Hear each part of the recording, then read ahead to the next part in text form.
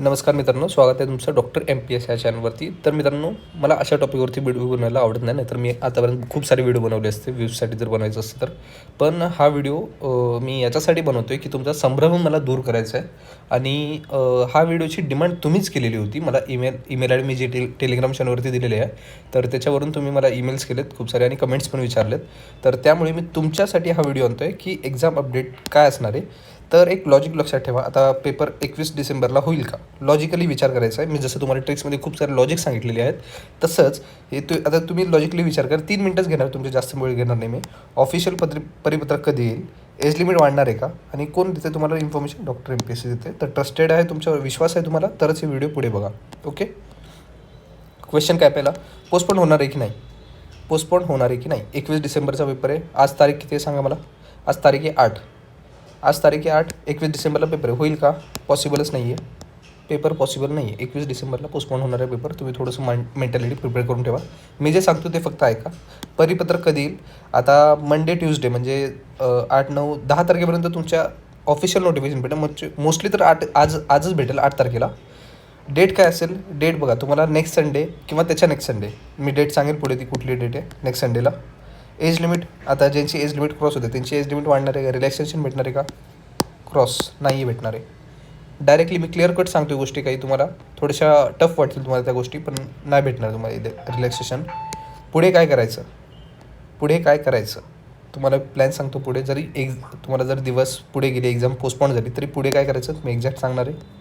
Sir आपण detail बघूया. आता जे पोस्टपोन होणार आहे एक्झाम, पेपरमध्ये अपडेट्स आले, न्यूजपेपरमध्ये वेगवेगळे अपडेट्स येत आहेत. टेलिग्राम चॅनलवरती तर भरमार पडलेली आहे की पोस्टपोन होणार. ध्यान नका देऊ, पोस्टपोन होणार आहे.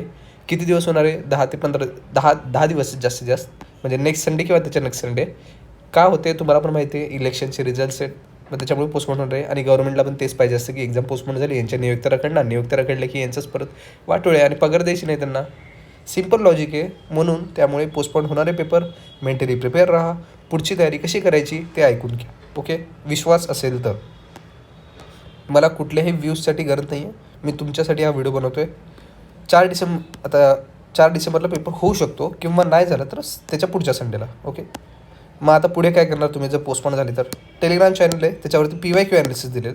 ते PYQ ॲनालिसिस नीट करून घ्या, कारण PYQवरतीच तुमचा पेपर येणार आहे.